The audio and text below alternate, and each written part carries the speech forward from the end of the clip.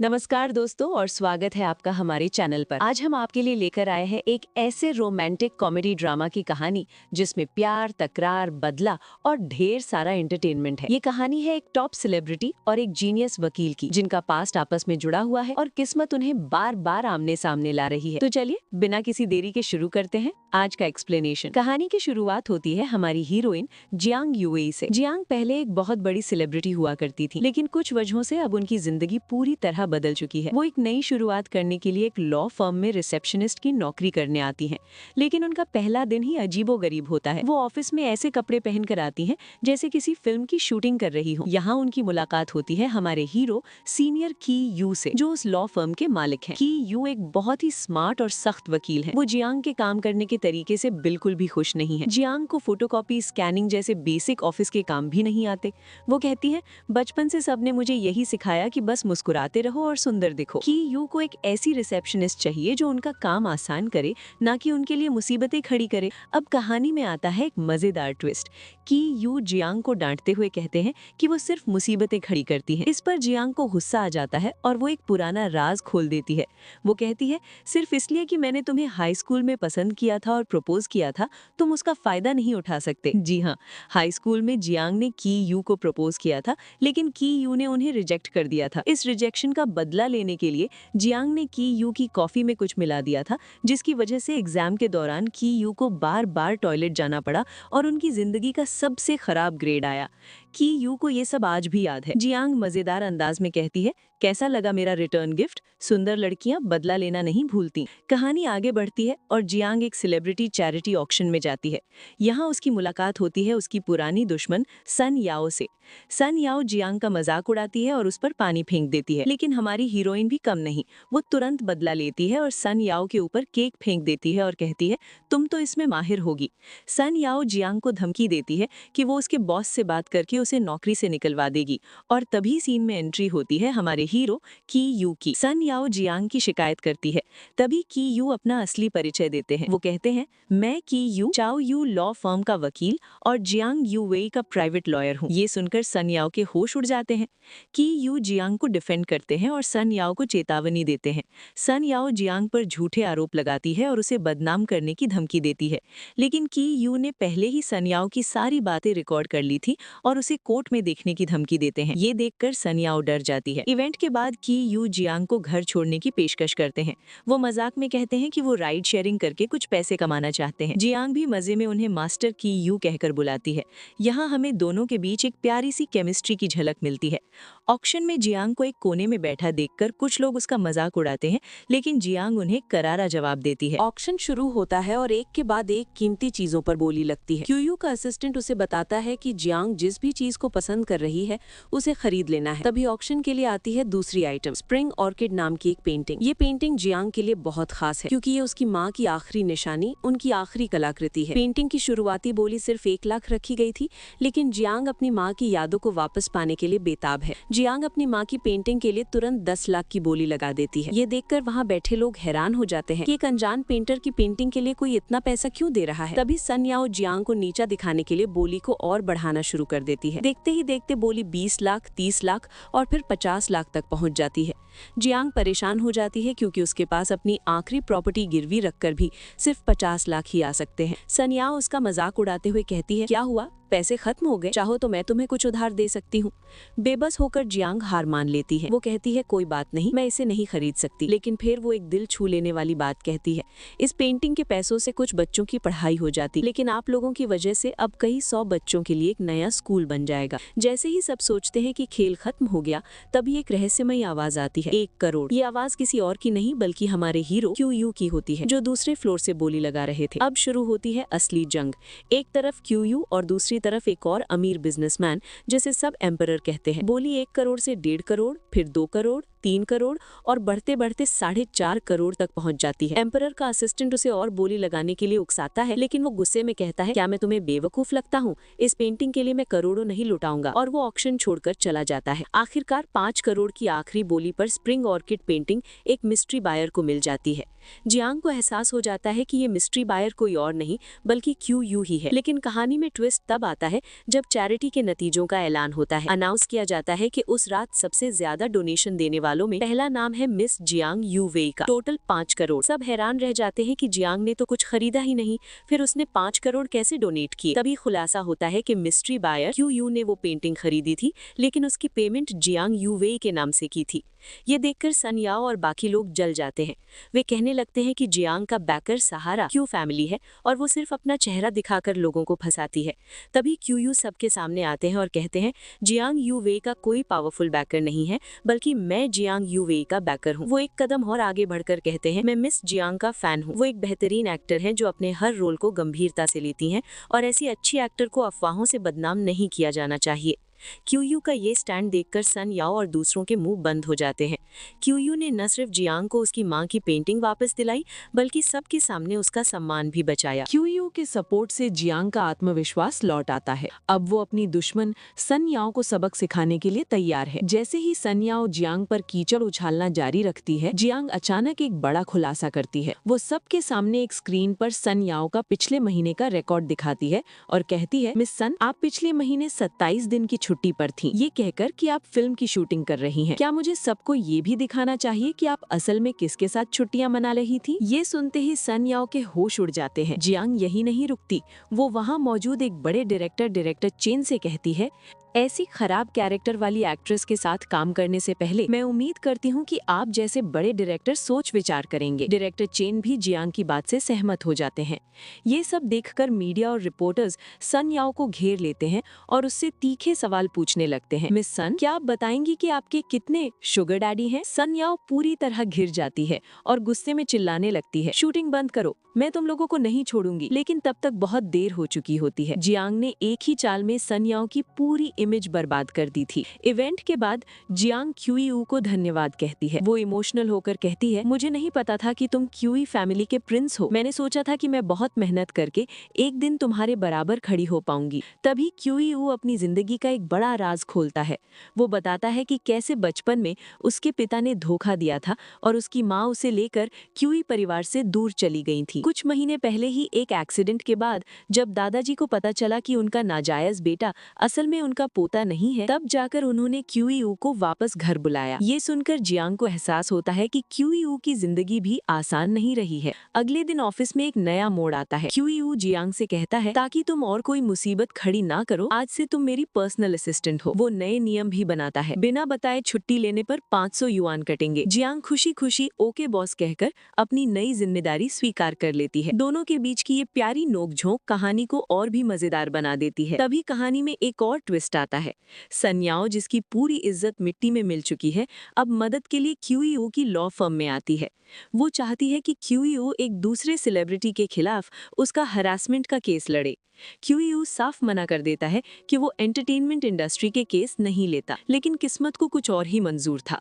Firm का सबसे बड़ा पार्टनर क्यूई को ये केस लेने के लिए मजबूर कर देता है। इसका मतलब है कि अब क्यूई को उसी सन याओ का केस लड़ना होगा जो उसकी जियांग की सबसे बड़ी दुश्मन है। सन याओ जो क्यूई की लॉ फर्म में केस लेकर पहुंचती है, वो दावा करती है कि एक पॉपुलर एक्टर लिन हाओरान उसे हैरेस कर रहा है। वो क्यूई के सामने घड़ियाली आंसू बहाती है और मदद की भीख मांगती है। तभी वहाँ जियांग यूएई आती है। सन याओ उसे देखकर ताना मारती है, तुम तो यहाँ मेरा मजाक उड़ाने आई हो ना। जियांग प्रोफेशनल तरीके से अपना काम करती है, लेकिन सन याओ उस पर बदतमीजी का आरोप लगा देती है। लेकिन हमारा हीरो क्यूई अपनी असिस्टेंट जियांग का ही साथ देता है और कहता है मुझे लगता है असिस्टेंट जियांग सही कह रही है। मिस सन, आप मेरा वक्त बर्बाद कर रही हैं। क्यूई के जाने के बाद सन याओ अपना असली रंग दिखाती है। वो जियांग को अकेले में बेइज्जत करना शुरू कर देती है। वो कहती है तुम्हारे पास इस बूढ़े चेहरे के अलावा है ही क्या? न दिमाग, न पढ़ाई और ऊपर से घर में एक जुआरी बाप।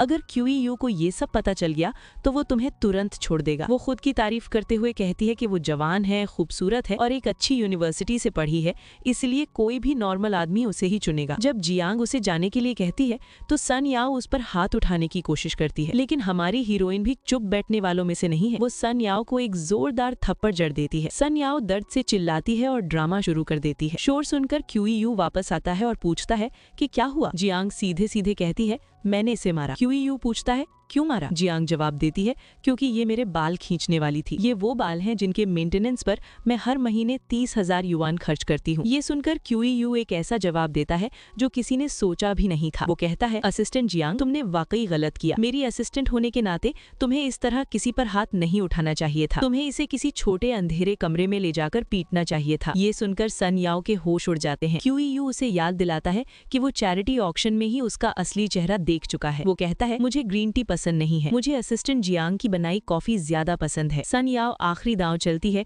और क्यूई को बताती है कि जियांग का बाप एक जुआरी है और वो पैसों के लिए उसके करीब आई है। लेकिन क्यूई उसकी बातों पर ध्यान नहीं देता और उसे केस के बारे में बात करने या जाने के लिए कहता है। सन याओ के जाने के बाद क्यूई उसे धमकी देता है कि मानहानि और झूठी गवाही के लिए कानून में सजा है और वो लिन हाओरान का केस सुलझने के बाद उससे निपटेगा। लेकिन सन याओ की बातें जियांग के दिल में चुभ जाती हैं। तुम्हारे पास इस बूढ़े चेहरे के अलावा है ही क्या? न दिमाग, न पढ़ाई, और ऊपर से घर में एक जुआरी बाप। ये शब्द उसके कानों में गूंजने लगते हैं। हमें जियांग के अतीत की एक दर्दनाक झलक दिखाई जाती है, जहां उसका पिता उससे ट्यूशन की फीस के पैसे भी जुए में लगाने के लिए छीन लेता है। ये सीन दिखाता है कि जियांग की मुस्कुराहट के पीछे कितना दर्द छिपा है। फ्लैशबैक खत्म होता है और हम देखते हैं कि जियांग ने अभी किसी से लड़ाई की है।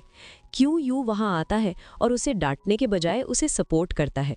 वो मजाकिया अंदाज में कहता है, अगली बार किसी से लड़ना हो तो हाथ गंदे मत करना, किसी चीज का इस्तेमाल करना। वो जियांग की तारीफ करते हुए कहता है, तुम बहुत शानदार हो, इसमें कोई शक नहीं है।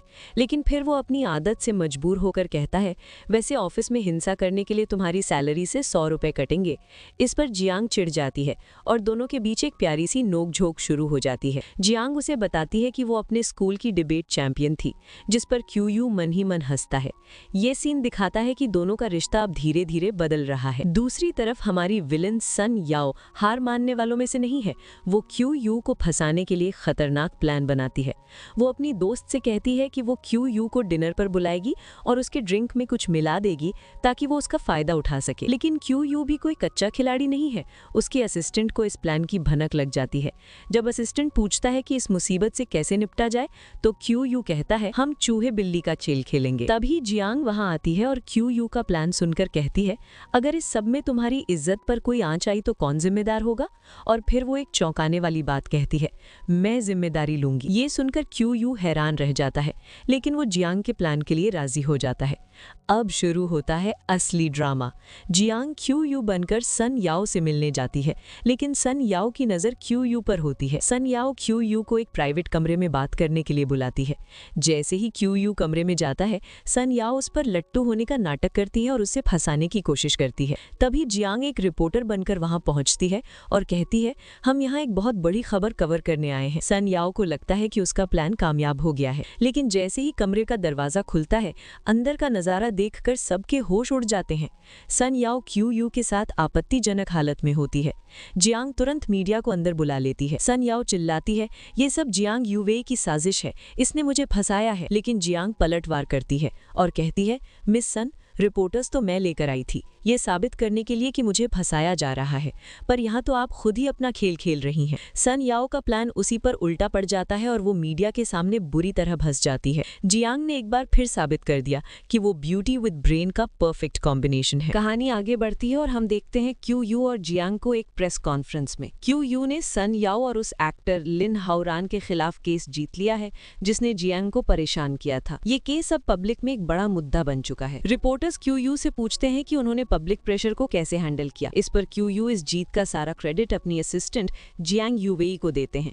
वो कहते हैं, जियांग ने मुझे समझाया कि एक वकील के तौर पर मुझे हर अन्याय के खिलाफ आवाज उठानी चाहिए और पब्लिक ओपिनियन से डरकर पीछे नहीं हटना चाहिए। अब बारी आती है जियांग की। एक रिपोर्टर उससे सवाल करता है कि वो खुद एक सेलिब्रिटी है जिस पर बुलिंग के आरोप लगे थे, तो वो एक वकील की असिस्टेंट कैसे बन गई? इस पर जियांग एक बहुत ही पावरफुल जवाब देती है। वो कहती है, मैं एक आर्टिस्ट हूँ, लेकिन मेरा सपना हमेशा से एक वकील बनने का था। आज मैं यहाँ खुद को साबित करने और हर उस महिला की आवाज बनने आई हूँ जिसे वर्क प्लेस पर हैरेसमेंट का सामना करना पड़ता है। गुनहगारों को सजा मिलनी ही चाहिए और पीड़ितों के सम्मान को कभी कुचला नहीं जाना चाहिए। उसका ये भाषण सुनकर वहाँ मौजूद हर कोई तालियां बजाने लगता है। जियांग ने ये साबित कर दिया कि वो सिर्फ एक सुंदर चेहरा नहीं, बल्कि एक मजबूत और हिम्मत वाली महिला है। दूसरी तरफ हम एक मिस्टीरियस किरदार मिस्टर शियाओ को देखते हैं, जो सन याओ के पीछे था। केस हारने के बाद वो अपने आदमी को एक नया नया काम सौंपता है। वो कहता है, जियांग यूवेई के जुआरी पिता जियांग दाहाई को मकाओ के कसीनो से बाहर निकालो और कल तक जियांग के सामने पेश करो। मिस्टर शियाओ का प्लान है जियांग के दर्दनाक अतीत को क्यूयू के सामने लाना। वो देखना चाहता है कि जब क्यूयू को जियांग के जुआरी पिता और उसकी मुश्किलों के बारे में पता चलेगा तो क्या वो तब भी उसका प्रोटेक्टर बना रहेगा। प्रेस कॉन्फ्रेंस के बाद जियांग को अपने हाई स्कूल के दिन याद आते हैं। उसे याद आता है कि कैसे उसके सबसे करीबी दोस्त उसे प्यार से जियांग जियांग कहकर बुलाते थे, और फिर उसे याद आता है कि क्यूयू ने भी उसे एक बार इसी नाम से बुलाया था। ये छोटी सी याद उसके चेहरे पर एक प्यारी सी मुस्कान ले आती है, जो दिखाती है कि उसके दिल में आज भी क्यूयू के लिए सॉफ्ट कॉर्नर है। उस एंटरटेनमेंट कंपनी के ऑफिस में जहां लिन हाओरान काम करता था, केस हारने और कंपनी के स्टॉक गिरने से बॉस बहुत गुस्से में है। वो कहता है, असली कांटा तो वो जियांग यूवेई है। तभी वो अपने असिस्टेंट से कहता है, जियांग यूवेई ने हमारे साथ कॉन्ट्रैक्ट साइन किया है, ये वो भूली तो नहीं? अगली फिल्म की हीरोइन वही होगी। ये एक नई और खतरनाक चाल है। वो जियांग को कॉन्ट्रैक्ट में फंसाकर उसे कंट्रोल करना चाहते हैं और उससे बदला लेना चाहते हैं। कहानी में अब एंट्री होती है सीईओ शियो शिनजिन की। शियो जियांग की पुरानी entertainment company starry night entertainment का मालिक है और वो जियांग से किसी बात का बदला लेना चाहता है। वो जानबूझकर जियांग के लिए बहुत ही खराब और चीप फिल्म साइन कर लेता है, जिसका नाम है that night with the God of war. ये एक ऐसी फिल्म है जिसकी कहानी और डायलॉग्स बहुत ही घटिया हैं और ये जियांग की बची खुची इज्जत को भी मिट्टी में मिला सकती है। शियो का प्लान है जियांग को पूरी तरह से तोड़ देना। वो कहता है, मैं चाहता हूं कि उसे पता चले कि मुझसे दुश्मनी मोल लेने का अंजाम क्या होता है। देखता हूं इस कीचड़ से वो कैसे बाहर निकलती है। जैसे ही जियांग को इस बारे में पता चलता है, वो गुस्से में सीधे शियो के ऑफिस पहुंच जाती है। वो साफ साफ इस घटिया फिल्म में काम करने से मना कर देती है, लेकिन शियो उसे कॉन्ट्रैक्ट की धमकी देता है। वो कहता है, तुम मना कर सकती हो, लेकिन कॉन्ट्रैक्ट तोड़ने का जुर्माना 352 मिलियन है, अभी तुरंत जमा करो। शियो यही नहीं रुकता, वो जियांग को इमोशनली ब्लैकमेल करता है और उसकी जुआरी पिता के जिक्र करता है, जिस पर 20 लाख का कर्ज है। वो कहता है, सोचो अगर तुम्हारे पिता को पता चला कि तुम्हें इतना बड़ा जुर्माना भरना है तो वो तुम्हें किडनैप करके मुझसे ही भीख मांगेगा। शियो जियांग के सामने एक शर्त रखता है, बस मेरे पास वापस आ जाओ और तुम फिर से वही ग्लैमरस क्वीन बन जाओगी, लेकिन हमारी हीरोइन का स्वाभिमान अभी जिंदा है। जियांग उसे करारा जवाब देती है, 3 सेकंड भी नहीं, मैं भले ही धरती के अंदर समा जाऊं, लेकिन तुम्हारे सामने कभी नहीं झुकूंगी। इस मुश्किल घड़ी में जियांग को सिर्फ एक ही इंसान की याद आती है, उसका प्राइवेट लॉयर क्यूयू। वो तुरंत उसे फोन करती है और शियो को दिवालिया करने के लिए मदद मांगती है। क्यूयू उसे बताता है कि स्टारी नाइट एंटरटेनमेंट की लीगल टीम बहुत शातिर है और उन पर केस करना मुश्किल है, लेकिन वो जियांग को हिम्मत देता है और कहता है, कितना भी मुश्किल क्यों ना हो, मैं तुम्हारी मदद करूंगा। एक वकील के तौर पर यह मेरा फर्ज है। क्यूयू जियांग के कॉन्ट्रैक्ट को ध्यान से पढ़ता है और उसे एक कानूनी लूप होल मिल जाता है, कॉन्ट्रैक्ट का क्लॉज 17। इस लूप होल की मदद से जियांग अब शियो की कंपनी पर उल्टा केस कर सकती है। क्यूयू जियांग को सलाह देता है कि केस करने से पहले उन्हें एक प्रेस कॉन्फ्रेंस करनी होगी ताकि पब्लिक का सपोर्ट हासिल किया जा सके और जियांग की इमेज को सुधारा जा सके। इतना ही नहीं, क्यूयू उन सभी महिलाओं को भी ढूंढ निकालता है जिनकी जियांग ने कभी चुपचाप मदद की थी। ये देखकर जियांग हैरान हो जाती है कि क्यूयू उसके बारे में इतना सब कैसे जानता है। इस पर क्यूयू अपने प्रोफेशनल अंदाज में कहता है, ये एक वकील की बेसिक प्रोफेशनल क्वालिटी है। प्रेस कॉन्फ्रेंस से ठीक पहले शियो अपने आदमियों के साथ वहां पहुंच जाता है और जियांग को रोकने की कोशिश करता है। वो उसे फिर से धमकाता है, कंपनी के अरेंजमेंट को मान लो वरना मैं तुम्हें सबसे घटिया प्रोजेक्ट्स दूंगा और तुम्हें वो करने पड़ेंगे। लेकिन इस बार जियांग डरी हुई नहीं है। वो अपना फोन निकालती है और कहती है, लिटिल शिनजिन, तुम्हारी सारी बातें और हरकतें मैंने रिकॉर्ड कर ली हैं, मैं तुमसे लड़ने के लिए तैयार हूँ। ये देखकर शियो हैरान रह जाता है। जियांग का ये बोल्ड अंदाज उसे चुप करा देता है। असिस्टेंट हैरान है कि जियांग ने सन याओ को डराने के लिए कैमरा लगाने जैसी तरकीबें भी सीख ली हैं, लेकिन जियांग मुस्कुराकर कहती है, वो कैमरा तो सिर्फ दिखावे के लिए था ताकि वो डरकर अपना सच खुद ही उगल दे। जियांग बताती है कि असली धमाका तो अब होने वाला है और वो एक बड़ी प्रेस कॉन्फ्रेंस की तैयारी करती है। ये प्रेस कॉन्फ्रेंस जियांग के करियर का सबसे बड़ा दाव है, जहां वो अपनी बेगुनाही साबित करने वाली है। प्रेस कॉन्फ्रेंस शुरू होती है और जियांग यूएई स्टेज पर आती है, लेकिन वो अकेली नहीं है। उसके साथ है इंडस्ट्री की टॉप एक्ट्रेसेस, बेस्ट एक्ट्रेस वू जेनजिन, गोल्डन फीनिक्स अवार्ड विनर सू याओ और इंटरनेशनल स्टार रेन श्याओफे। ये ये देखकर मीडिया हैरान रह जाती है। ये सभी टॉप एक्ट्रेसेस जियांग की सपोर्ट में खड़ी होती हैं। वू जेनजेन, जो अपनी बेबाकी के लिए जानी जाती है, सीधे सीधे सन याओ पर निशाना साधती है। वो कहती है, कुछ लोग ऑनलाइन ट्रोल हायर करके अफवाहें फैलाते हैं। ये तरीके मैं 10 साल पहले देख चुकी हूँ। और तभी स्क्रीन पर सन याओ की टीम द्वारा ऑनलाइन ट्रोल को पैसे भेजने के सबूत यानी रेमिटेंस स्लिप दिखाए जाते हैं। ये देखकर सबके होश उड़ जाते हैं। इसके बाद जियांग एक और बड़ा सबूत पेश करती है। वो स्क्रीन पर एक वीडियो चलाती है जिसमें सन याओ अपनी असिस्टेंट को बुरी तरह से डांट रही है, उसे बेइज्जत कर रही है और घुटनों पर झुककर माफी मांगने के लिए मजबूर कर रही है। वीडियो में सन याओ की असिस्टेंट रोते हुए बताती है कि उसकी माँ बीमार है और उसे नौकरी की सख्त जरूरत है, लेकिन सन याओ का दिल नहीं पसीजता। वो अपनी असिस्टेंट को मिस्टर जाओ नाम के किसी शख्स के साथ डिनर पर जाने के लिए मजबूर करती है। ये वीडियो सन याओ के असली क्रूर चेहरे को सबके सामने ले आता है। लेकिन जियांग यही नहीं रुकती। वो इस मौके का इस्तेमाल पूरी इंडस्ट्री की गंदगी को साफ करने के लिए करती है। वो उन फिल्मों पर सवाल उठाती है जिनमें फीमेल कैरेक्टर्स को सिर्फ सुंदर और बिना दिमाग वाला दिखाया जाता है। वो उन पत्रकारों पर भी निशाना साधती है जो रेड कार्पेट पर एक्ट्रेसेस की स्कर्ट के नीचे की तस्वीरें लेने की कोशिश करते हैं। वो कहती है, आज हम यहाँ ये बताने आए हैं कि औरतें कोई वस्तु नहीं है। हमें एक दूसरे को नीचा नहीं दिखाना चाहिए, बल्कि उन नियमों को तोड़ना चाहिए जो हमारा शोषण करते हैं। उसकी बातों से वहाँ मौजूद हर कोई सहमत होता है और तालियां बजाने लगता है। प्रेस कॉन्फ्रेंस के बीच में चेन वेई नाम का एक शख्स खड़ा होकर जियांग पर आरोप लगाता है, लेकिन तभी जियांग के पिता वहाँ आ जाते हैं और अपने बेटे को डांटते हुए कहते हैं, तुम कब से मेरी परवाह करने लगे? मेरी वजह से अब तुम्हारे पास रहने की जगह भी नहीं है। इससे ये भी पता चलता है कि जियांग का परिवार भी मुश्किलों से गुजर रहा है। जैसे ही जियांग और क्यूयू चैरिटी इवेंट से बाहर निकलते हैं, उन्हें मीडिया और भीड़ घेरे हुए मिलती है। लेकिन इस बार भीड़ के बीच एक ऐसा शख्स था जिसने आते ही एक बहुत बड़ा ड्रामा खड़ा कर दिया। ये शख्स था जियांग का पिता जियांग डाहाई। वो चिल्ला चिल्ला कर कहने लगा, देखो ये है मेरी बेटी जो एक सेलिब्रिटी बन गई और अपने गरीब बाप को भूल गई। मैं पुल के नीचे सोता हूँ और ये महलों में रहती है। इसने मुझसे सारे रिश्ते तोड़ दिए। ये सुनकर भीड़ भड़क उठती है। लोग जियांग को बुरा भला कहने लगते हैं। कैसी बेटी है, अपने बाप को भी नहीं पहचानती। ऐसी सेलिब्रिटी को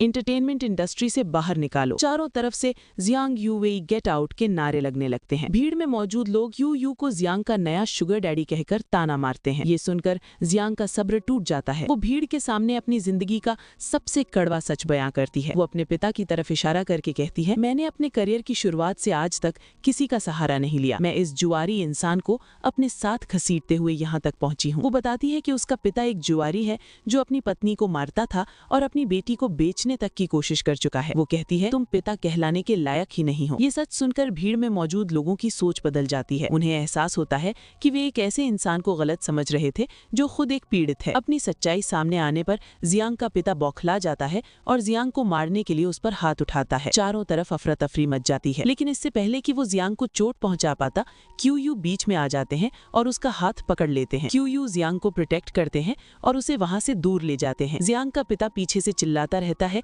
तुम मुझसे कभी पीछा नहीं छुड़ा सकती। इस पूरे वाकये से जियांग बुरी तरह टूट जाती है, लेकिन क्यूयू उसे संभालते हैं और कहते हैं, इस तरह के इंसान के लिए रोना बेकार है, मैं तुम्हारे साथ हूँ। क्यूयू जियांग को अपनी कार में ले जाते हैं। हाथापाई में जियांग के माथे पर चोट लग जाती है। क्यूयू जब उसकी चोट पर दवा लगाने लगते हैं तो हमें दोनों के बीच एक गहरा इमोशनल कनेक्शन देखने को मिलता है। जियांग मजाक करने की कोशिश करती है, लेकिन उसका दर्द छिपाए नहीं छिपता। क्यूयू उससे उसके पिता के बारे में पूछते हैं। पहले तो जियांग बात को टाल देती है, लेकिन फिर वो अपनी जिंदगी की सबसे दर्दनाक कहानी सुनाती है। वो बताती है कि कैसे उसने कॉलेज का एंट्रेंस एग्जाम पास किया था, लेकिन उसके पिता ने उसकी यूनिवर्सिटी की फीस के सारे पैसे जुए में उड़ा दिए और ऊपर से लाखों का कर्जा भी कर लिया। उस कर्ज को चुकाने के लिए जियांग को अपनी पढ़ाई छोड़नी पड़ी और काम करना शुरू करना पड़ा। वो कहती है, सब मुझ पर हंसते हैं कि मैं सिर्फ हाई स्कूल पास हूँ, लेकिन क्या मैं यूनिवर्सिटी नहीं जाना चाहती थी? ये बताते हुए उसकी आंखों में आंसू आ जाते हैं। वो कहती है, मैं बहुत होशियार हूँ। क्यूयू चुपचाप उसकी पूरी कहानी सुनते हैं और हमें पता चलता है कि वो जियांग के दर्द को गहराई से महसूस कर रहे हैं। ऑफिस में एक शांत लम्हे में जियांग क्यूयू को अपने अतीत का एक बड़ा राज बताती है। वो कहती है कि उसने हाई स्कूल के बाद ही मॉडलिंग एजेंसी साइन कर ली थी और एंटरटेनमेंट इंडस्ट्री में आ गई थी। ऐसा उसने मजबूरी में किया था ताकि वो अपने जुआरी पिता से खुद को बचा सके। वो भावुक होकर कहती है, तुम्हें क्या लगता है मेरा कोई सपना नहीं है? मेरा भी एक सपना था। वो बताती है कि वो बचपन में वकील बनना चाहती थी ताकि वो न्याय के लिए लड़ सके। ये सुनकर क्यूयू के दिल में उसके लिए सम्मान और बढ़ जाता है। वो जियांग से वादा करता है, मैं तुम्हें पढ़ा सकता हूँ और मैं कोई फीस फीस भी नहीं लूंगा। इस प्यारे से पल में हमें दोनों के बीच एक गहरा कनेक्शन महसूस होता है। क्यूयू उसे भरोसा दिलाता है कि वो उसे छोड़कर नहीं जाएगा। तभी जियांग की जिंदगी में भूचाल आ जाता है। उसे अपने पिता जियांग दहाई का फोन आता है। वो कहता है कि उसे कैंसर है और वो मरने से पहले उसे आखिरी बार देखना चाहता है। इतना ही नहीं, वो जियांग को उसकी माँ की अस्थियां लौटाने का भी वादा करता है। जियांग जानती है कि उसका पिता भरोसे के लायक नहीं है, लेकिन अपनी माँ की अस्थियों के लिए वो उससे मिलने चली जाती है। और जैसा कि डर था, ये सब एक जाल होता है। जियांग जैसे ही बताई हुई जगह पर पहुंचती है, उसका पिता और उसके गुंडे उसे किडनैप कर लेते हैं। वो बेरहमी से जियांग को बताता है कि उसने कोई कैंसर का नाटक नहीं किया था और अस्थियों की बात भी झूठ थी। वो गुस्से में चिल्लाता है, तुम अपनी माँ की तरह ही हो, अगर तुम ना होती तो मेरे 5 करोड़ रुपए बर्बाद नहीं होते। वो जियांग को धमकी देता है और उसे मारता पीटता है। फिर वो क्यूयू को फोन करता है और 1 करोड़ रुपए की फिरौती मांगता है। वो धमकी देता है, अगर पैसे नहीं मिले तो अपनी इस वकील दोस्त की लाश उठाने के लिए तैयार रहना। क्यूयू बिना एक पल सोचे जियांग को बचाने के लिए निकल पड़ता है। वो फिरौती की जगह पर पैसे लेकर पहुंचता है। जियांग का पिता पैसे लेकर भी उसे छोड़ने से मना कर देता है और क्यूयू पर हमला कर देता है। लेकिन हमारा हीरो भी पूरी तैयारी के साथ आया था। एक जबरदस्त फाइट सीन के बाद क्यूयू गुंडों को धूल चटा देता है और जियांग को बचा लेता है। जब जियांग दहाई भागने की कोशिश करता है तो पुलिस उसे पकड़ लेती है। अब आता है कहानी का सबसे मजेदार ट्विस्ट। जियांग क्यूयू से पूछती है, क्या तुमने सच में उसे 1 करोड़ दिए? इस पर क्यूयू मुस्कुराते हुए जवाब देता है, उससे भी ज्यादा, 10 खरब। और फिर वो बच्चों के खेलने वाले नकली नोटों का बंडल दिखाता है जिस पर लिखा होता है तियांडी बैंक द्वारा निर्मित। ये देखकर जियांग की हंसी छूट जाती है। इस भयानक हादसे के बाद जियांग टूट जाती है। वो खुद को दोषी मानती है और कहती है कि उसकी वजह से क्यूयू की जान खतरे में पड़ गई। वो लॉ फर्म छोड़ने का फैसला करती है। वो कहती है, मेरे पास तुम्हें देने के लिए कुछ भी नहीं है। इस पर क्यूयू उसे मजबूती से पकड़ता है और कहता है, कहीं मत जाओ। वो उसे समझाता है कि इसमें उसकी कोई गलती नहीं है। ये एक बहुत ही इमोशनल पल होता है जहाँ क्यूयू का प्यार और केयर जियांग के लिए साफ दिखाई देता है। वो उसे वापस स्टार बनने या कहीं भी जाने से रोकता है क्योंकि वो उसे अपनी जिंदगी से दूर नहीं जाने देना चाहता।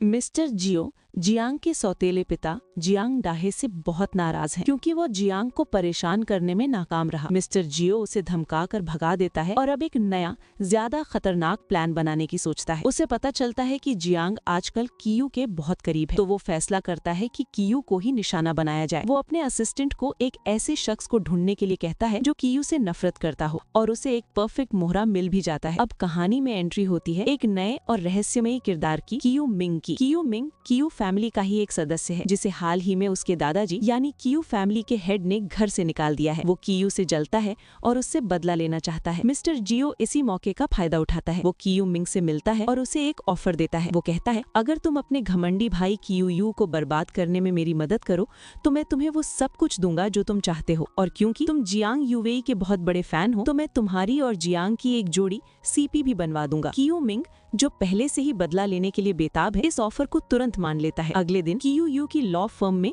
एक नया इंटर्न आता है और ये इंटर्न कोई और नहीं बल्कि कियू मिंग ही है। वो सबके सामने बहुत सीधा साधा और अच्छा बनने का नाटक करता है। वो सबके लिए घर से बने गिफ्ट्स लाता है और सबसे मीठी मीठी बातें करता है। जब उसकी मुलाकात जियांग से होती है तो वो एक डाई हार्ड फैन होने का नाटक करता है। वो जियांग के पुराने किरदारों की तारीफों के पुल बांध देता है और कहता है, सिस्टर यूवेई, मैं आपका बहुत बड़ा फैन हूँ। मैं तो यकीन ही नहीं कर पा रहा कि आप मेरे सामने हैं। वो जियांग के लिए एक स्पेशल गिफ्ट भी लाता है। जियांग उसकी बातों से इम्प्रेस तो होती है लेकिन उसे कियू मिंग की आंखों में अपने लिए एक अजीब सी दुश्मनी महसूस होती है। उसे लगता है कि कुछ तो गड़बड़ है। जब कियू अपने ऑफिस में आता है तो जियांग मजाक में उससे पूछती है, क्या तुम दोनों साथ हो? जिस पर कियू और उसका असिस्टेंट दोनों चौंक जाते हैं। यहाँ हमें जियांग का एक मजेदार और बिंदास अंदाज देखने को मिलता है। कियू अपने छोटे भाई कियू मिंग को देखकर हैरान हो जाता है लेकिन वो उसे एक इंटर्न के तौर पर जियांग के अंडर काम करने को कहता है। कियू मिंग मन ही मन सोचता है, मेरे प्यारे भाई, मैं तुम्हें जल्द ही एहसास दिलाऊंगा कि तुम्हारा छोटा भाई क्या चीज है।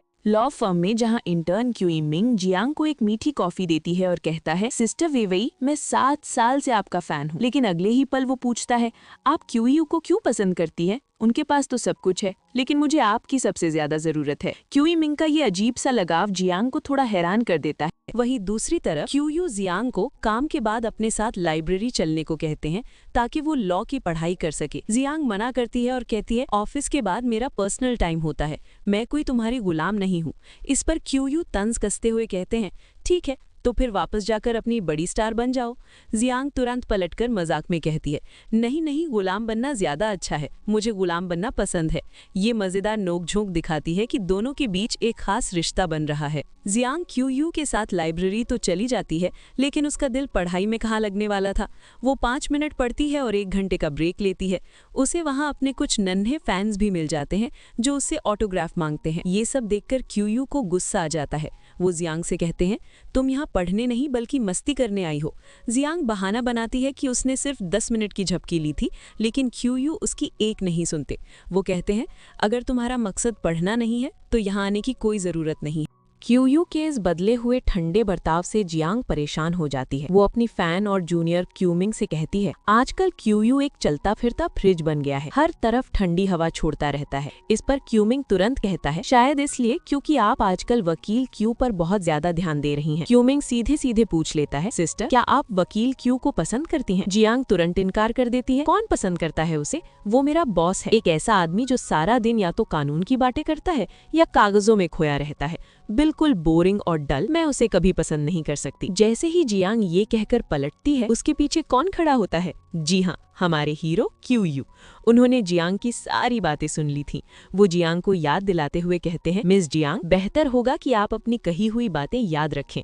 जब आपने हाई स्कूल में स्कूल रेडियो पर मुझे प्रपोज किया था, तब तो आपको मेरा बोरिंग और डल होना पसंद था। ये सुनकर जियांग के होश उड़ जाते हैं और वो शर्म से पानी पानी हो जाती है। उसे समझ नहीं आता कि वो क्या जवाब दे। वहीं क्यूमिंग को जब ये पता चलता है कि दोनों हाई स्कूल से एक दूसरे को जानते हैं, तो वो मन ही मन सोचता है, मुझे अपनी चालें तेज करनी होंगी, मेरी सिस्टर सिर्फ मेरी हो सकती है।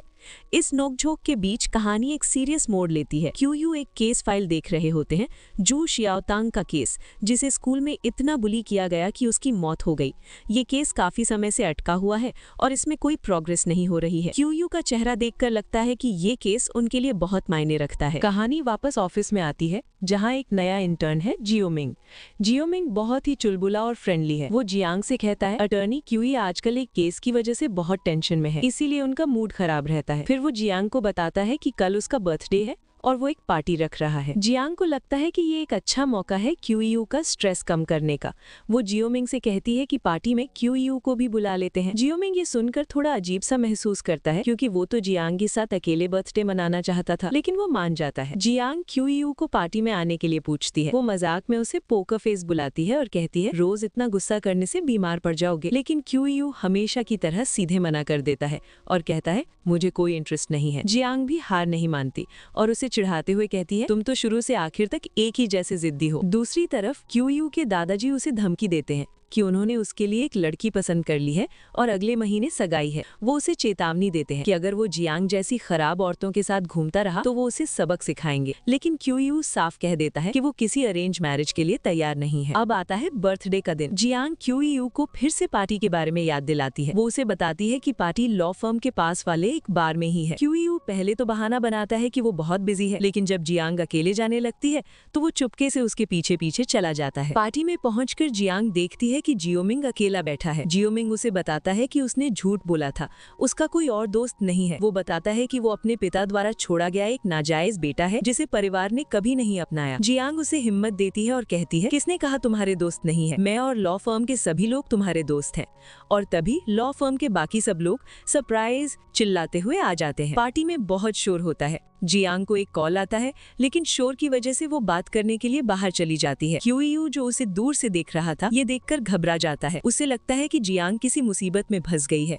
वो तुरंत उसके पास भाग कर जाता है। जब वो जियांग को सुरक्षित देखता है, तब उसकी जान में जान आती है। जियांग उसे देखकर मजाक करती है, क्या हुआ अटर्नी क्यूई, क्या तुम्हें एहसास हो गया कि मैं क्रिमिनल लॉ की किताबों से ज्यादा इंटरेस्टिंग हूँ? क्यूयू बहाना बनाता है कि वो बस वहाँ से जा रहा था, लेकिन जियांग उसका हाथ पकड़ लेती है और कहती है, जब आ ही गए हो तो चलो साथ में डांस करते हैं। और वो उसे डांस फ्लोर पर खींच ले जाती है। एक नए किरदार चैन मिंकी। वो जियांग से दोस्ती करने की कोशिश करता है और उसे एक सिगरेट डिस्पेंसर गिफ्ट करता है, लेकिन क्यूयू को उस पर शक होता है। वो जियांग को कॉल करके चेतावनी देता है कि उस डिस्पेंसर में एक खुफिया कैमरा लगा है और चैन मिंकी उन पर नजर रख रहा है। जियांग को यकीन नहीं होता। उसे लगता है कि चैन एक अच्छा इंसान है। दूसरी तरफ चैन मिंकी अकेले में क्यूयू को मिली 5 करोड़ की पेंटिंग को देखता है और कहता है, अटॉर्नी क्यूई, मेरा तोहफा पसंद आया। वो क्यूईयू से नफरत करता है क्योंकि उसे लगता है कि क्यूईयू की जिंदगी हमेशा परफेक्ट रही है। उसे कभी रिजेक्शन या परिवार की नफरत का सामना नहीं करना पड़ा। वो कसम खाता है कि वो क्यूईयू को भी वही दर्द महसूस कराएगा जो उसने झेला है। एक भयानक साजिश की शुरुआत हो चुकी है। अब कहानी में आता है एक भावुक मोड़। हम मिलते हैं अंकल जू से, जिनकी बेटी की स्कूल में बुलिंग की वजह से मौत हो गई थी और वो अपनी बेटी के लिए इंसाफ चाहते हैं। क्यूईयू उनका केस लड़ रहे हैं और उन्हें दिलासा देते हैं कि जल्द ही गुनहगार को सजा मिलेगी। लेकिन चेन मिंकी यहाँ भी अपनी चाल चलता है। वो अंकल जू के पास पहुंचता है और उनके कान भरता है। वो झूठ बोलता है कि क्यूईयू ने गुनहगार के परिवार से 30 लाख रुपए की रिश्वत ली है और वो उन्हें धोखा दे रहा है। वो ये भी बताता है कि गुनहगार देश छोड़कर भागने वाला है। ये सुनकर अंकल जू का दिल टूट जाता है और वो गुस्से से भर जाते हैं। चेन मिंकी अंकल जू को भड़काकर क्यूईयू के ऑफिस भेज देता है। वो उन्हें सलाह देता है कि क्यूईयू के फोन से लाइव स्ट्रीमिंग शुरू कर दो और उसकी सच्चाई पूरी दुनिया को दिखा दो। अंकल जू गुस्से में लॉ फर्म पहुंचते हैं और हंगामा खड़ा कर देते हैं। वो क्यूईयू के फोन से लाइव स्ट्रीमिंग शुरू कर देते हैं और चिल्ला कर कहते हैं, सब लोग देखो, ये है वकील क्यूईयू, एक बहुत बड़ा धोखेबाज। इसने मुझसे वादा किया था कि मेरी बेटी के कातिल को सजा दिलवाएगा, लेकिन इसने रिश्वत ले ली और अब कातिल देश छोड़कर भाग रहा है। क्यूईयू उन्हें समझाने की कोशिश करते हैं कि उन्होंने कोई पैसा नहीं लिया है और वो सबूत इकट्ठा कर रहे हैं, लेकिन अंकल जू कुछ भी सुनने को तैयार नहीं होते। वो क्यूईयू को धोखेबाज और कातिल का साथी कहते हैं। तभी सीन में एंट्री होती है हमारी हीरोइन जियांग यूवेई की। वो अंकल जू और क्यूईयू के बीच में खड़ी हो जाती है और कहती है, रास्ते से हटो, मैं किसी औरत पर हाथ नहीं उठाता के दिन गए। अब ये बूढ़ी औरत एक आदमी को सबक सिखाएगी। जियांग क्यूईयू को डिफेंड करती है। वो अंकल जू और लाइव देख रहे लोगों को बताती है कि क्यूईयू जैसे बड़े वकील, जिनका 1 घंटे का चार्ज हजारों में है, उन्होंने अंकल जू का केस बिना एक पैसा लिए लड़ा है। अगर उन्हें पैसों का लालच होता तो वो ये केस लेते ही क्यों? जियांग की बातों से अंकल जू थोड़ा शांत होते हैं और उन्हें अपनी गलती का एहसास होता है। जब जियांग क्यूईयू को लेकर ऑफिस से बाहर निकलती है तो उसका सामना होता है चेन मिंकी से। चेन मिंकी उसे जुलाई कहकर बुलाता है, शायद उसका निकनेम, और धमकी भरे अंदाज में कहता है, जुलाई, तुम्हारा नर्क तो अभी शुरू हुआ है। ये सीन हमें बताता है कि चेन मिंकी और जियांग का भी कोई पुराना कनेक्शन है और उसकी दुश्मनी सिर्फ क्यूईयू से नहीं बल्कि जियांग से भी है। एक मिस्टर जियो नाम का शख्स जो किसी एल्डर सिस्टर के लिए काम कर रहा है, कियो को बर्बाद करने का प्लान बना रहा है। वो अपनी पूरी ताकत लगा देता है ताकि कियो को उसकी फैमिली की जायदाद से बेदखल कर दिया जाए और वो फिर कभी कियो परिवार का वारिस न बन सके। दूसरी तरफ कियो को भी अंदाजा हो गया है कि कोई उसे टारगेट कर रहा है। उसका असिस्टेंट उसे उन दुश्मनों को खत्म करने की सलाह देता है, लेकिन कियो कहता है, नहीं, मैं इसे खुद हैंडल कर लूंगा। इस टेंशन के बीच हम देखते हैं जियांग और कियो का एक प्यारा सा सीन। कियो परेशान है और कुछ खा नहीं रहा। जियांग उसके लिए गर्मा गर्म दलिया लेकर आती है और उसे अपने हाथों से खिलाने की कोशिश करती है। वो मजाक में कहती है, अगर तुम बीमार पड़ गए तो मुझे सैलरी कौन देगा? कियो उसे अपनी कीमती घड़ी देते हुए कहता है कि इससे उसकी 3 महीने की सैलरी निकल जाएगी। इस पर जियांग कहती है, अगर तुमने मेरी सैलरी रोकी तो मैं रोज 3% की दर से ब्याज लगाऊंगी और तुम्हें पूरी जिंदगी लगाकर इसे चुकाना होगा। इसी मजाक मस्ती के दौरान दोनों एक दूसरे के बहुत करीब आ जाते हैं। कियो जियांग की आंखों में गिरी पलक को हटाने के लिए झुकता है और एक रोमांटिक मोमेंट बन जाता है।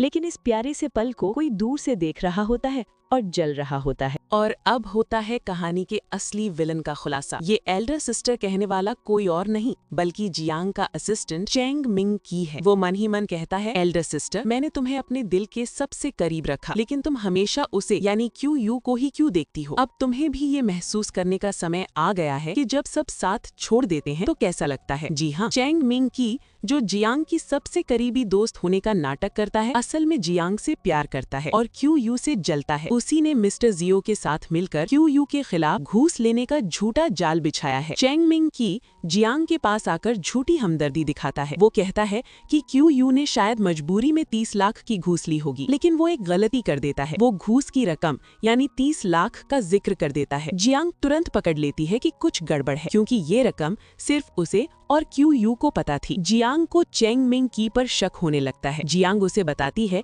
कि क्यूईयू ने अपनी बेगुनाही का सबूत, एक रिकॉर्डिंग, लॉ फर्म के आर्काइव्स में छुपा रखा है। ये सुनकर चेंग मिंग की के होश उड़ जाते हैं। जियांग कहती है कि उसे जल्दी से फर्म जाकर वो रिकॉर्डिंग लानी होगी। चेंग मिंग की तुरंत उसके साथ चलने को तैयार हो जाता है ताकि वो उस सबूत को पहले ही नष्ट कर सके। लेकिन हमारी हीरोइन भी कम नहीं है। ये सब जियांग का बिछाया हुआ एक जाल था। वो चेंग मिंग की को उस मनी ट्री की याद दिलाती है जिसे उसने ज्यादा पानी डालकर खराब कर दिया था। जियांग बताती है कि क्यू यू ने अपनी बेगुनाही का सबूत यानी वॉइस रिकॉर्डर उसी मनी ट्री के गमले के नीचे छुपाया था। जियांग चेंग मिंग की से पूछती है, याद करो हाल ही में सबूतों में सबसे ज्यादा दिलचस्पी कौन ले रहा था। ये सुनकर चेंग मिंग की का चेहरा उतर जाता है। वो बहाना बनाकर गमले के पास जाता है और रिकॉर्डर ढूंढने लगता है और जियांग उसे रंगे हाथों पकड़ लेती है। जियांग का शक यकीन में बदल जाता है। असली विलन कोई और नहीं बल्कि उसका अपना असिस्टेंट चेंग मिंग की ही है। कहानी आगे बढ़ती है और हमें पता चलता है कि क्यू यू को किसी झूठे केस में फंसाकर कुछ दिनों के लिए हिरासत में ले लिया गया था। जैसे ही वो बाहर आता है, जियांग उसका इंतजार कर रही होती है। वो उसे देखकर बहुत खुश होती है और उसकी बुरी नजर उतारने के लिए अजीबोगरीब हरकतें करने लगती है। वो कहती है जेल से बाहर आने के बाद बुरी नजर उतारनी पड़ती है ताकि गुड लक वापस आए। वो उसे पोमेलो की पत्तियों से नहाने की सलाह भी देती है, जो एक पारंपरिक टोटका है। क्यू यू ये देखकर हैरान हो जाता है क्योंकि आज तक किसी ने उसकी इतनी परवाह नहीं की थी। जियांग की इस मासूमियत और केयर को देखकर क्यू यू के दिल में उसके लिए फीलिंग्स और भी गहरी हो जाती हैं। अब कहानी में एंट्री होती है एक नए और खतरनाक विलन की, चेन मिंग की, जो क्यू यू के लॉ फर्म में एक इंटर्न है। बाहर से वो बहुत सीधा साधा और भोला दिखता है, लेकिन असल में वही वो शख्स है जिसने क्यू यू के खिलाफ झूठे सबूत देकर उसे फंसाया था। जियांग को चेन मिंग पर शक होता है। वो क्यू यू को बताती है कि चेन ने उसके ऑफिस में खुशबू वाले डिफ्यूजर में एक खुफिया कैमरा लगाया था, लेकिन क्यू यू उसे बताता है कि वो ये सब पहले से जानता है। वो कहता है बड़ी मछली को पकड़ने के लिए जाल लंबा फेंकना पड़ता है। क्यू यू ने जानबूझकर चेन को अपनी फर्म में रखा है ताकि वो उसके पीछे के असली मास्टरमाइंड तक पहुंच सके। अब आता है कहानी का सबसे बड़ा ट्विस्ट। क्यू यू जियांग को एक चौंकाने वाला सच बताता है। वो कहता है चेन मिंग कोई आम इंटर्न नहीं है, वो मेरा सौतेला भाई हो सकता है, क्यू परिवार का नाजायज बेटा। ये सुनकर जियांग के होश उड़ जाते हैं। क्यू यू बताता है कि चेन मिंग उससे और उसके परिवार से बदला लेने के लिए फर्म में आया है। वो क्यू परिवार की जायदाद और विरासत को क्यू यू से छीनना चाहता है। अपने दुश्मन को बेनकाब करने के लिए क्यू यू एक मास्टर प्लान बनाता है। वो जियांग से मदद मांगता है और कहता है मुझे तुम्हारा साथ चाहिए, हमें मिलकर एक नाटक करना होगा। प्लान के मुताबिक जियांग चेन मिंग के सामने क्यू यू पर रिश्वत लेने का झूठा आरोप लगाती है। वो कहती है तो तुमने सच में रिश्वत ली थी, तुम सिर्फ अपनी विरासत बचाने के लिए खुद को निर्दोष साबित करने की कोशिश कर रहे हो। वो एक नकली वसीयत दिखाते हुए कहती है ये वही वसीयत है ना जिसे तुमने चुरवाया था ताकि तुम्हारा छोटा भाई विरासत ना ले सके। ये सब सुनकर चेन मिंग को लगता है कि उसका प्लान कामयाब हो गया और जियांग अब उसकी तरफ है। जियांग नाटक को आगे बढ़ाते हुए कहती है मैंने तुम्हें गलत समझा था, मैं आज ही नौकरी छोड़ रही हूँ, और वो वहाँ से चली जाती है। क्यू यू भी गुस्से में अपने दादाजी को निर्दयी कहकर वहाँ से निकल जाता है। ये सब एक ड्रामा था जिसे क्यू यू और जियांग ने मिलकर रचा था ताकि चेन मिंग को यकीन हो जाए कि उन दोनों के बीच झगड़ा हो गया है और वो अपनी अगली चाल चले। की यू के घर में जहां वो अपने धोखेबाज सौतेले भाई चेन मिंग का सामना कर रहा है। याद है की यू ने बताया था कि उसके दादाजी को पता चल गया था कि उनका नाजायज पोता उनका अपना नहीं है। ये वही नकली पोता है चेन मिंग वो की परिवार की जायदाद हड़पने के लिए जाली दस्तावेज बना रहा था, लेकिन की यू उसे रंगे हाथों पकड़ लेता है। चेन मिंग की यू पर इल्जाम लगाता है कि वो जायदाद के लिए उसे फंसा रहा है, लेकिन की यू पूरी तैयारी के साथ आया था। वो बताता है कि सारे सबूत पुलिस को दे दिए गए हैं और अब उसका बचना नामुमकिन है। चेन मिंग को पुलिस गिरफ्तार कर लेती है और की यू अपनी फैमिली की एक और बड़ी प्रॉब्लम सॉल्व कर देता है। अब फोकस शिफ्ट होता है जियांग की तरफ। की यू अब जियांग के सबसे बड़े दुश्मन उसकी कंपनी के मालिक मिस्टर श्याओ से मिलने जाता है। मिस्टर श्याओ जियांग को कॉन्ट्रैक्ट से आजाद नहीं कर रहा था और उस पर 352 मिलियन की भारी पेनल्टी लगा रखी थी। की यू मिस्टर श्याओ के सामने कॉन्ट्रैक्ट खत्म करने के कागज रखता है। मिस्टर श्याओ उसका मजाक उड़ाता है और कहता है जियांग यूवेई ने तुम्हें ऐसा क्या दे दिया जो तुम उसके लिए इतना कर रहे हो। वो घटिया बातें करते हुए कहता है उसका चेहरा सुंदर है, उसने तुम्हें बिस्तर में खुश तो रखा होगा ना। ये सुनते ही की यू का पारा चढ़ जाता है और वो मिस्टर श्याओ को एक जोरदार मुक्का मार देता है। मिस्टर श्याओ धमकी देता है कि वो की यू का लॉयर का करियर बर्बाद कर देगा, लेकिन तब की यू अपना असली तुरुप का इक्का जलता है। वो कहता है मत भूलो मैं सिर्फ एक टॉप लॉयर नहीं हूँ बल्कि की परिवार का होने वाला वारिस भी हूँ। क्या तुम्हारी श्याओ फैमिली तुम्हारे लिए की फैमिली से दुश्मनी मोल लेगी? ये सुनकर मिस्टर श्याओ के पैरों तले जमीन खिसक जाती है। उसे समझ आ जाता है कि वो किससे पंगा ले रहा है। की यू उसे आईना दिखाते हुए कहता है सही परिवार में पैदा होना भी एक तरह की ताकत है, और वो वहाँ से जीत की शान के साथ निकल जाता है। दूसरी तरफ जियांग को पता चलता है कि की यू मिस्टर श्याओ से अकेले मिलने गया है, तो वो घबरा कर उसकी तरफ भागती है। जब वो की यू को सही सलामत देखती है तो उसकी जान में जान आती है। वो चिंता जताते हुए कहती है, तुम अकेले क्यों चले गए? मैं डर गई थी, अगर तुम्हें कुछ हो जाता तो मेरा क्या होता? इस इमोशनल पल में की यू धीरे से कहता है, तुम मेरे लिए परेशान हो रही हो और मैं तुम्हारे लिए परेशान था। और फिर वो अपनी फीलिंग्स का इजहार कर देता है, मैं तुम्हें पसंद करता हूँ। जियांग भी शर्माते हुए जवाब देती है, मैं भी। फाइनली इन दोनों ने अपनी फीलिंग्स को मान लिया है। अगले ही पल जियांग को फोन आता है कि मिस्टर श्याओ ने ना सिर्फ उसका कॉन्ट्रैक्ट बिना किसी पेनल्टी के खत्म कर दिया है, बल्कि उसे 5 मिलियन का मुआवजा भी दे रहा है। जियांग हैरान रह जाती है और पूछती है, की यू क्या ये तुमने किया? की यू मुस्कुराते हुए कहता है, जानना चाहती हो तो मेरे साथ एक जगह चलो। की यू जियांग को आंखों पर पट्टी बांधकर एक जगह ले जाता है। जब जियांग अपनी आंखें खोलती है तो वो देखती है कि वो एक नए ऑफिस के बाहर खड़ी है। ये जियांग यूवेई स्टूडियो का ऑफिस है। की यू ने जियांग के लिए उसकी अपनी कंपनी खोल दी थी। ये देखकर जियांग की खुशी का ठिकाना नहीं रहता। क्यू यू जियांग को एक सरप्राइज देता है। वो उसे एक नई ऑफिस स्पेस पर लेकर आता है। ये जियांग की अपनी टैलेंट एजेंसी का ऑफिस है। जियांग, जिसका हमेशा से एक टैलेंट एजेंसी शुरू करने का सपना था, ये देखकर हैरान और इमोशनल हो जाती है। क्यू यू उसे कहता है, मैं तुम्हारा लीगल एडवाइजर और इन्वेस्टर बनूंगा, लेकिन एक शर्त है, तुम्हें मेरा पैसा दोगुना करके लौटाना होगा। ये सुनकर जियांग की खुशी का ठिकाना नहीं रहता। वो खुशी से रोने लगती है और क्यू यू उसे गले लगाकर चुप कराता है। वो कहता है, रोते हुए भी जियांग यूवेई सबसे खूबसूरत लगती है। ये सीन उनके रिश्ते की गहराई को दिखाता है और दोनों के बीच का प्यार साफ नजर आता है। दोस्तों, अब आता है वो पल जिसका हम सबको इंतजार था। क्यू यू जियांग के लिए इतना कुछ क्यों कर रहा है? इसका जवाब वो खुद देता है। वो जियांग से पूछता है, आज रात मेरे घर आओगी? हिम्मत है? और अगले ही सीन में हम देखते हैं कि जियांग क्यू यू के घर पर है। क्यू यू आखिरकार अपनी फीलिंग्स कन्फेस कर ही देता है। वो जियांग से पूछता है, मैं तुम्हारा क्या लगता हूँ? और फिर खुद ही जवाब देता है, तुम्हारा होने वाला पति, तुम्हारा मंगेतर। ये सुनते ही दोनों के बीच की सारी दीवारें टूट जाती हैं और वे एक दूसरे के हो जाते हैं।